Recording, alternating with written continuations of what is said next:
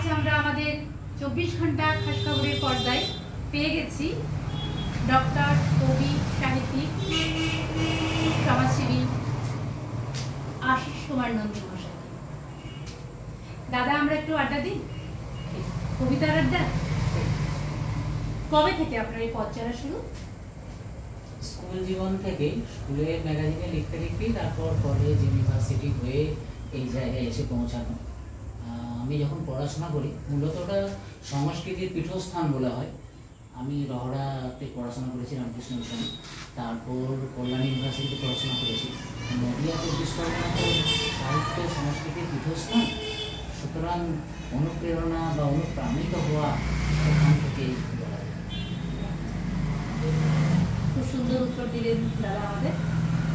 আচ্ছা, আপনি যে সাহিত্য জগতে এসেছেন, এখানে আপনার সব থেকে বড় প্রাপ্তি কি? মানুষের ভালোবাসা।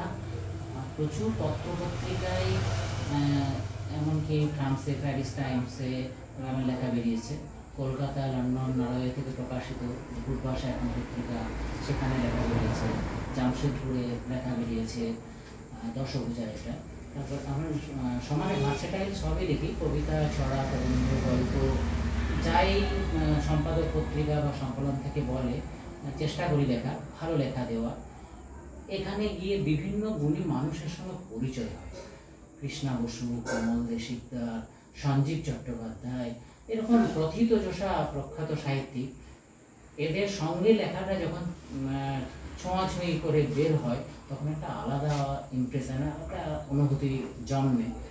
সবচেয়ে বড় কথা, এত গুণী মানুষগুলোর সান্নিধ্যে মনে হয় যেন অগাধ সমুদ্রে আমি অন্তত 2 ফোঁটা জল নিয়ে আসতে পারলাম। একদম কাব্যিক উত্তর, এত সুন্দর কাব্যিক উত্তর, আমরা অত্যন্ত খুশি। শেষে বলবো যে আপনার পরিবার, আপনার সন্তান, আপনার স্ত্রী কতটাই সাহিত্যের পাশে আপনার দাঁড়িয়েছে, এই সাহিত্য চর্চার পাশে? আমার ছেলের নাম দীপন নন্দী, আমার স্ত্রী অজন্তা নন্দী। ওরা দুজনেই ভীষণভাবে উৎসাহ যোগায়। আসলে ওরা যদি পথ কাটতো, রাস্তা কেটে দিত, তাহলে হয়তো এই জায়গায় পৌঁছাতে পারতাম না। ওদের প্রশ্রয় আছে, এটা ওদের আমাদের যে এগিয়ে চলা, উৎসাহ দেওয়া, ওদের অবদান অস্বীকার করা যাবে না। আপনি সমাজকে কি বার্তা দিতে চাইছেন আপনার এই লেখার মাধ্যমে? দেখুন, আমি মনে করি এই কথাটার অর্থ হচ্ছে মাই অ্যাটিটিউড নর্মাল।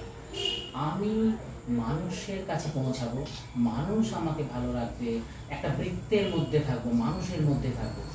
যদি টেকনোলজি ম্যানকাইন্ড না হয়, সাহিত্য যদি মানুষের জন্য যদি না হয়, মানে আর্ট ফর দ্য আর্ট সেক কথাটা আমরা বলি, কিন্তু আর্ট ফর দ্য ম্যান সেক, এটাকে আমি গুরুত্ব দিতে চাই। আমাদেরকে দেখে শিখবে। এটা সেই ডাউনওয়ার্ডস ফিল্ট্রেশন থিওরির মতো। আমার ভালোবাসা, আমার মানুষের কাছে পৌঁছে যাওয়া, আমার সামাজিক বার্তা, সমাজের ভালো করা, এটা আস্তে আস্তে চুইয়ে চুইয়ে গোটা সমাজে ইচ ওয়ানে গিয়ে পৌঁছানো, এই আমার প্রত্যাশা। আগামী সমাজ যেন এরকম কবি সাহিত্যিকদের কাছ থেকে আরো অনেক কিছু পায়। ধন্যবাদ, অনেক ধন্যবাদ খাস খবরের পর্দা থেকে আপনার এই মূল্যবান সময় আমাদের দেওয়ার জন্য। হয়তো আগামীতে আবার আমরা বসবো আমাদের পর্দায়। নমস্কার, ভালো থাকবেন।